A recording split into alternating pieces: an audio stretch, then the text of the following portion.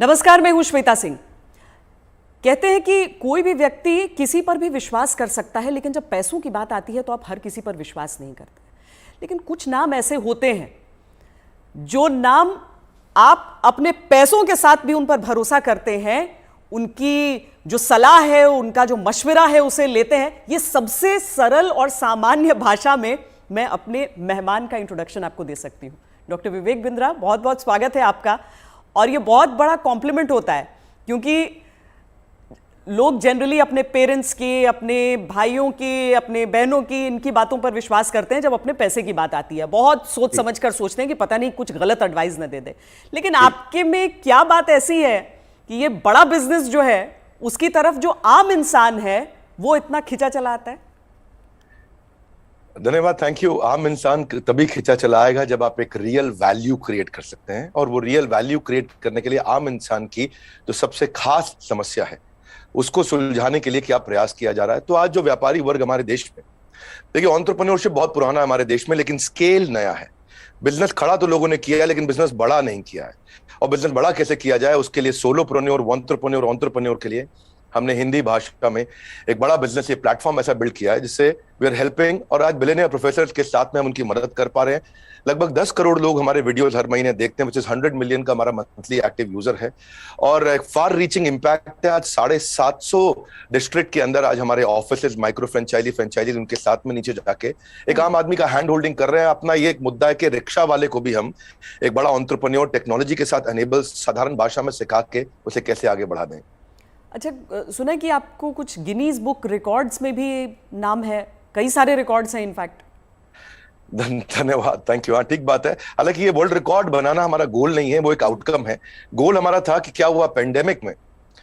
अब मुझे वो 2020 का वो समय याद आता है जिस समय अप्रैल का टाइम था, बहुत ज्यादा सब जगह इतना ज्यादा उस समय माहौल पैनिक का था कि लोगों को समझ नहीं आ रहा था क्या किया जाए। तब हमने पहला एक वेबिनार किया। एक वेबिनार में अमूमन 100, 200, 500, 1000 लोग आते हैं। हमारे वेबिनार में 10 लाख, 15 लाख, 20 लाख लोग आए तो गिनीज वर्ल्ड रिकॉर्ड में आ गया। तो हमने स्ट्रैटेजी का, सेल्स का, ऑपरेशंस का, रिटेल का, स्टार्टअप का, हमने हर सब्जेक्ट पे, लीडरशिप पे, इन सब पे हमने वेबिनार्स किए, मार्केटिंग पे, और हर बार जो वेबिनार था वर्ल्ड रिकॉर्ड में आता चला गया।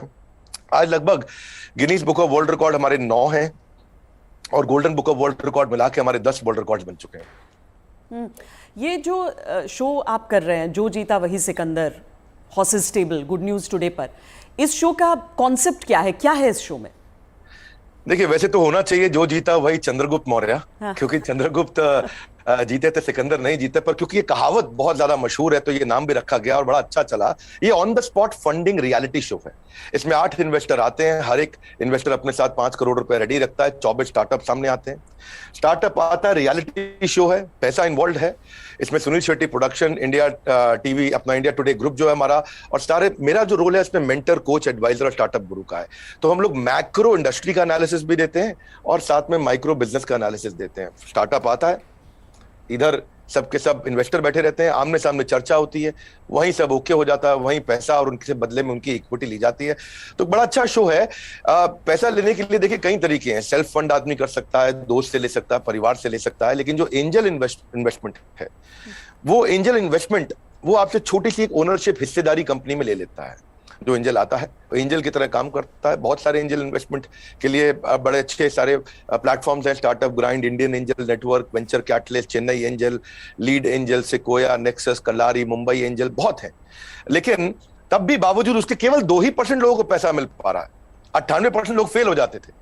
तो उसी के लिए हम लोगों ने मिलकर ये शुरू किया हॉर्सेस टेबल, जहां पे हम और लोगों को पैसा दे सके, उनकी मदद कर सके। अगर उनके आइडिया में दम है तो उनकी ग्रोथ में हिस्सेदारी देने के लिए हमारे इन्वेस्टर साथ में आते हैं, और मैं उसको वहां पे आके मॉडरेट करता हूं, मैं अपनी एडवाइस देता हूं, जिसके बेसिस पे आगे हम लोग उसको आगे बढ़ा पाते हैं। मतलब इसमें कोई भी आ सकता है, कोई भी जो जिसके पास कोई आइडिया हो कि किस तरीके से आगे कोई बिजनेस हो सकता है। ज़रूरी नहीं है कि कोई बड़े बड़े ग्रुप्स हों, बिजनेस हाउसेज हों। ये मकसद क्या है इसका, आइडिया कहाँ से आया? श्वेता जी, यही तो मेन मुद्दा है कि अगर आज मैं गुवाहाटी के आगे वहां से 200 किलोमीटर दूर जाके, जहां असली भारत बसता है, जो केवल दिल्ली मुंबई में नहीं है, उन लोगों को हम ला सके, उनको बढ़ा सके। देखिए, आइडिया यहां से आया कि एक एडम स्मिथ नाम के जेंटलमैन रहे, उन्होंने मैक्रो इकोनॉमिक्स पे किताब लिखी है। 200 साल पुरानी किताब है, उसको पढ़ने के बाद कुछ नहीं चाहिए। वो कहते 4 चीजें होनी चाहिए एक जिस देश की पॉपुलेशन बढ़ रही है वहां बिजनेस अच्छा होगा, जहां टेंडेंसी टू कंज्यूम है, हमारे देश में स्वतंत्रता बहुत है, कुछ भी कंज्यूम कर सकते हैं, हमारा देश चाइना की तरह नहीं है। तीसरा, जहां एंटरप्रेन्योर बहुत है, और चौथा जहां इनोवेशन है। चारों लिहाज से 4 में से 3.5 नंबर इंडिया को दिए जाते हैं। इंडिया में एंटरप्रेन्योरशिप बहुत तेजी से बढ़ रहा है। तो हमारे को, आपने पूछा आइडिया कहां से आया, आइडिया यहां से आया कि गड्ढा ढूंढने का एक ट्रेनिंग दिया जा रहा है, इसके द्वारा लोगों को इंस्पायर किया जा रहा है कि कैसे एक स्टार्टअप आए, क्या वो कस्टमर का टाइम बचा रहा है तो उसको पैसा मिल सकता है, हाँ भाई बड़ा अच्छा कर रहे हो आप, क्या वो कस्टमर का एफर्ट बचा रहा है, क्या वो कस्टमर का कोई कंफ्यूजन घटा रहा है, क्या वो कस्टमर के लिए सामान सस्ता लेके आ रहा है, क्या वो कस्टमर की प्रायोरिटी पे उसको फोकस करा रहा है, क्या वो कस्टमर को बढ़िया स्किल सर्विस, क्या वो कस्टमर को कोई वेंडर आइडेंटिफाई करके दे रहा है, क्या कस्टमर के लिए कोई कन्वीनियंस क्रिएट कर रहा है।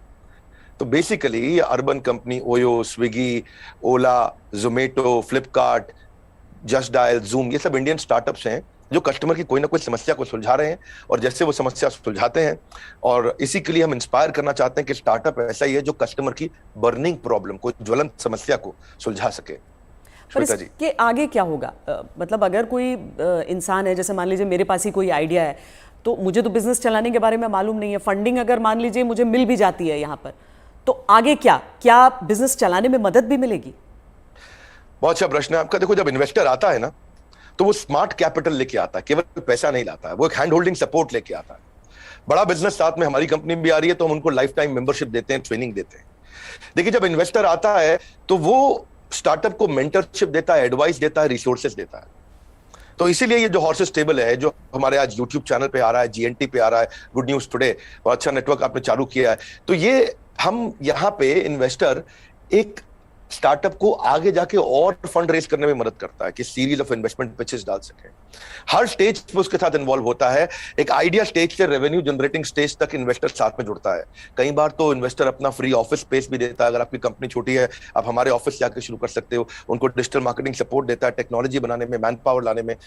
तो ऐसा नहीं, इतना ही नहीं है, बल्कि मैं आपसे ये भी बताऊंगा कि फंड का इस्तेमाल कैसे हो रहा है, इस पर भी स्टार्टअप आकर के स्टार्टअप के ऊपर इन्वेस्टर नजर रखता है। इन्वेस्टर देखता है कि ड्यू डिलिजेंस करता है, उनको स्मार्ट कैपिटल देता है, उनके नेटवर्क को बढ़ाता है, उनको फ्यूचर इन्वेस्टर अट्रैक्ट करने में पूरी मदद करता है, उसको ब्रांड बिल्डिंग करता है, उसका माउथ पीस बन जाता है। वो केवल पैसा नहीं इन्वेस्ट करता है, वो उसको पूरी गाइडेंस देता है आगे, उसको बिल्कुल हॉक आई के साथ में जुड़ा रहता है, उनकी रिपोर्ट्स लेता है हर हफ्ते, हर महीने। ऐसा नहीं कि जैसे लिस्टेड कंपनी तो क्वार्टरली रिपोर्टिंग करते हैं, इनसे तो हर महीने रिपोर्ट किया। तो स्टार्टअप पे कड़ी नजर भी रहती है कि वो पैसा कैसे इस्तेमाल कर रहा है, और उसको हैंड होल्डिंग करके सपोर्ट करके ग्रोथ के लिए भी मदद की जाती है। इसीलिए इसी लिहाज से हॉर्सेस टेबल एक रेवोल्यूशनरी कॉन्सेप्ट है जो आज जीएनटी के साथ बड़ा बिजनेस मिलकर के लेके आया है। ये बड़ी अच्छी चीज़ है, क्योंकि थोड़ा तो मार्गदर्शन भी चाहिए सबको, लेकिन नज़र भी रखनी ज़रूरी है।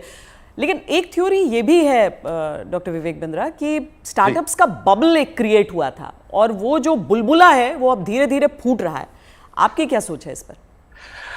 नहीं, मैं ऐसा बिल्कुल नहीं मानता। ये कोई बुलबुला नहीं, ये रियल सब्सटेंस है। अगर ये बबल है तो हमें मानना होगा कि 700 मिलियन इंटरनेट यूजर भी इंडिया में बबल है।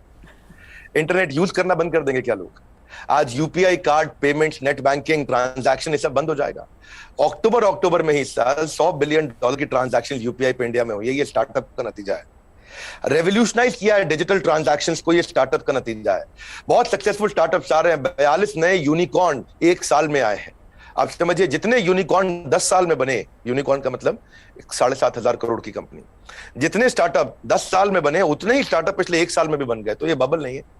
इंडिया इस समय टॉप 3 यूनिकॉर्न प्रोड्यूसर में जो स्टार्टअप के है उसका नाम आ चुका है। यानी कि हर 9 दिन के अंदर हमारे देश में एक नया $1 बिलियन स्टार्टअप पैदा हो रहा है।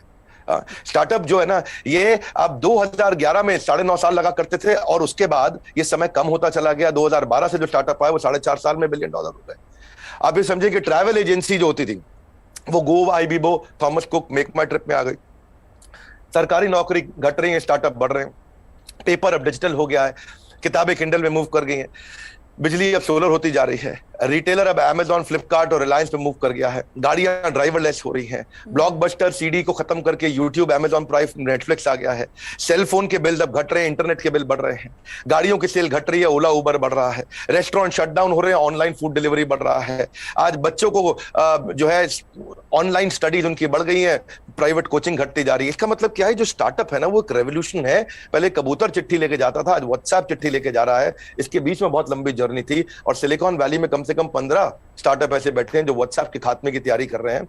और नेक्स्ट जो रेवोल्यूशन आएगा, नेक्स्ट सिलिकॉन वैली आने वाले समय में बेंगलुरु से शुरू होकर के भारत से ही आगे निकलेगा। वाह, क्या बात। लेकिन कई स्टार्टअप्स फेल भी तो होते हैं, कई स्टार्टअप्स फेल हो जाते हैं, इसकी वजह क्या रहती है? श्वेता देवी, ऐसा स्टार्टअप फेल होने के मेन 8-10 बड़े कारण होते हैं। पहला तो कोई डिफरेंशिएशन ना हो, आप वही कर रहे हो जो बाजार में सब कर रहे हैं। दूसरा, फोकस की कमी हो, सारी चीजें करने में लगे हैं, फोकस नहीं है। तीसरा, उनकी एग्जीक्यूशन की स्पीड कमी है। चौथा, अगर बिजनेस अच्छा ले भी आए तो रेकरिंग रेवेन्यू नहीं है, वो कस्टमर के साथ माल दो पैसा लो रिश्ता खत्म। रेकरिंग रेवेन्यू यानी कि बार बार उसके साथ ट्रांजैक्शन होना चाहिए। पांचवा, कि वो अपनी टीम अच्छी नहीं बना पाते, दे हायर पुअरली, और एक कमजोर टीम लेके आते, एक कैटेगरी टीम नहीं बिल्ड करते। वो कुछ ऐसा बना बैठते हैं, गलती से एक और गलती एक करते हैं कि वो जो मेरे को अच्छा लग रहा पर कस्टमर को उसकी जरूरत नहीं, यानी कि कस्टमर अनफ्रेंडली प्रोडक्ट बना देते हैं, कस्टमर का फीडबैक नहीं लेके आ पाते हैं। पैशन नहीं होता है, प्रॉफिट के चक्कर में चले गए लेकिन पैशन नहीं है, ये बड़ा जरूरी है। आंसर बड़ा महत्वपूर्ण है। जो आज व्यूअर देख रहे हैं उनको ये समझना चाहिए कि अगर बिजनेस मॉडल और रेवेन्यू मॉडल कमजोर है, प्री मैच्योर स्केल किया, बिजनेस खड़ा हुआ नहीं, बड़ा करने पहले निकल गए, बिना टेक्नोलॉजी के स्केल किया और उसके चक्कर में फिर आपने कर्जा भी ले लिया, तो फिर जो है वो एग्जीक्यूशन और स्लो होगा, प्रॉफिट और कैश फ्लो खत्म होगा, और फिर कैश बर्नआउट के बाद आप फंड भी रेज नहीं करेंगे। यही मुख्य कारण होते हैं कि स्टार्टअप फेल होते हैं। तो पहले बिजनेस को खड़ा करना है, बाद में बिजनेस को बड़ा करना है। क्या हम समझे कि एक स्टार्टअप कल्चर है अब, और ये डेवलप हो रहा है, और ऐसे में भविष्य से आपकी क्या उम्मीदें हो जाती हैं?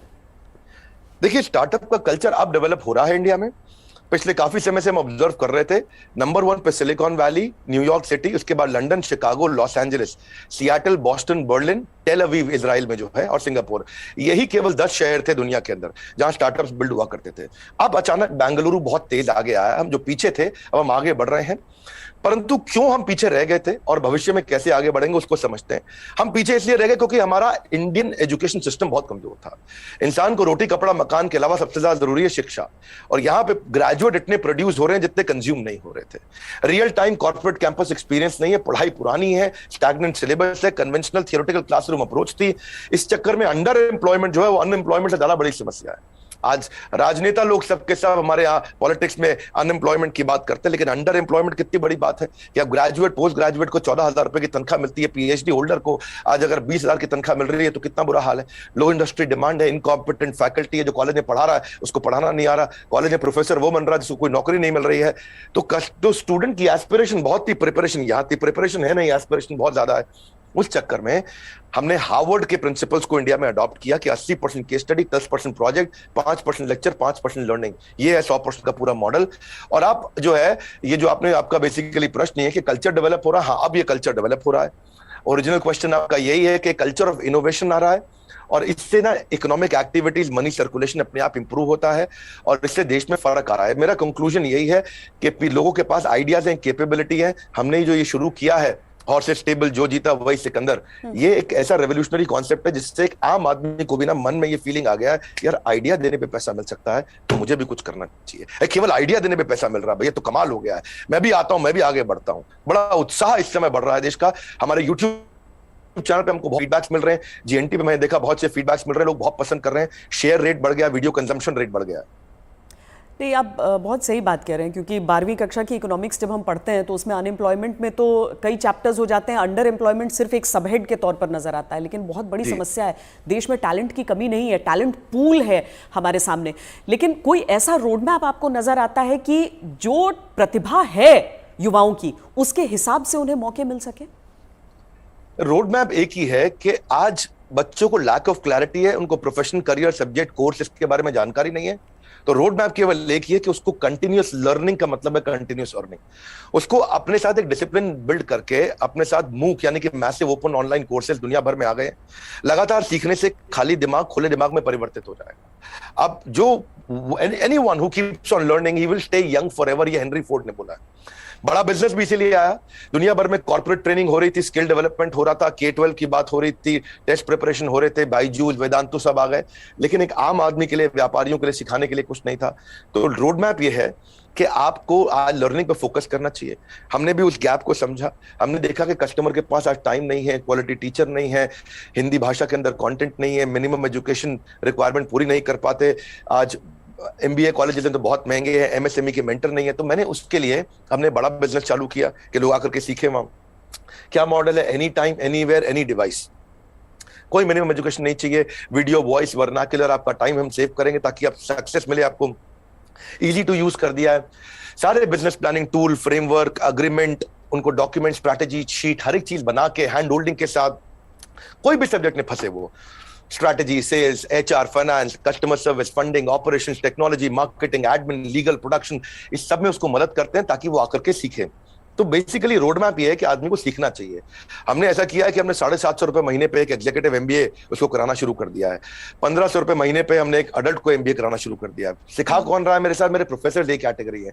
Kentaro, Patanjali, Amul, Morgan Stanley, Somani, Apollo, Ford Motors, इन सबके चेयरमैन हमारे साथ जुड़े हुए सिखा रहे हैं। Dainik Bhaskar, Lal Path Lab, Xiaomi, HDFC Limited, जब इनके चेयरमैन एक अच्छा बिलियनियर प्रोफेसर आके सिखाता है और वो लर्निंग देता है और इतनी अफोर्डेबल प्राइस पे देता है, तो उससे रेवोल्यूशन आ रहा है। यही कारण है कि आज देश में बहुत सारे लोग हमारे साथ जुड़े हैं, जिसके कारण हम वो सीख पा रहे हैं, आगे बढ़ रहे हैं। तो रोड मैप सब लोग को मेरा एक ही मैसेज है कि अगर आपको अर्निंग बढ़ानी है तो पहले लर्निंग बढ़ानी होगी।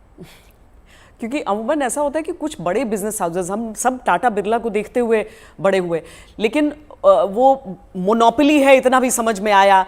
कुछ कठिन शब्द लोग सीखते गए, लेकिन इतना भी साथ में सीखा कि सारा कंट्रोल इन्हीं के हाथों में रहेगा। लेकिन क्या ये स्टार्टअप कल्चर जो है वो बिजनेस डाइवर्सिफिकेशन में मदद कर सकता है? श्वेता देवी, अब जमाना बदल गया है। पहले $1 बिलियन कंपनी बनाने में जो 50 साल लगते थे, 5 साल में बन जाती है। जो हमारे यहाँ टॉप रैंकर सबसे बड़े अरबपति 1950 में थे, उनमें से अब कोई दिखाई नहीं पड़ता है टॉप अरबपति की लिस्ट में हमारे देश में। अचानक जमाना बदल गया है। इनफैक्ट सन 2000 तक भी नौकरी.com, मेक माई ट्रिप, इनको 14 साल लगे $1 बिलियन कंपनी बनने में। पर आप उसके बाद देखिए, फ्लिपकार्ट, पॉलिसी बाजार, जोमेटो आया तो इनको 14 साल नहीं लगे, ये 8.5 साल में $1 बिलियन हो गए। पर उसके बाद में देखिए, नाइका, ओयो, उड़ान और ओला इलेक्ट्रिक आया, ये 2 साल 3 साल में $1 बिलियन कंपनीज हो गए। तो अब जो है वो कॉर्पोरेट्स की बपौती नहीं रह गया है बिजनेस। अब पहले हुआ करता था कि बड़ी मछली छोटी मछली को खा जाया करती थी, आज बहुत सारी छोटी मछली मिलकर बड़ी मछली को खा जाती हैं, और उसी रेवोल्यूशन में हम कंट्रीब्यूट कर रहे हैं साथ में। डॉक्टर बिंद्रा, बहुत मज़ा आया आपसे बात करके। और एक चीज़ मैं कहूँगी कि आमतौर पर क्या है कि ये बिजनेस के कॉन्सेप्ट्स जो हैं उसमें अंग्रेजी का इतना इस्तेमाल होता है कि आम लोग कनेक्ट नहीं कर पाते हैं। आंकड़ों का इतना इस्तेमाल होता है कि लगता है कि यार ये तो हमारे बूते की बात नहीं है।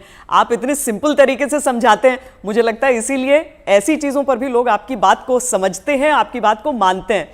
और ये जो जी, हर एंकर के साथ भी उतना अच्छा नहीं लगता जितना श्वेता देवी आपका इम्पैक्ट है और आज तक का इम्पैक्ट है। मैं तो मतलब मानता हूं उस बात को कि आज तक जितना न्यूट्रल और जितना अच्छा चैनल रहा है, और खास तौर से जो आपने इन्फ्लुएंस क्रिएट किया, तो आपको बहुत बहुत बधाई। धन्यवाद, आपने इतना समय लगाया आज लोगों को इन महत्वपूर्ण पहलुओं पर हम चर्चा कर सके। Thank you so much. Thank you so much. धन्यवाद श्वेता देवी, थैंक यू।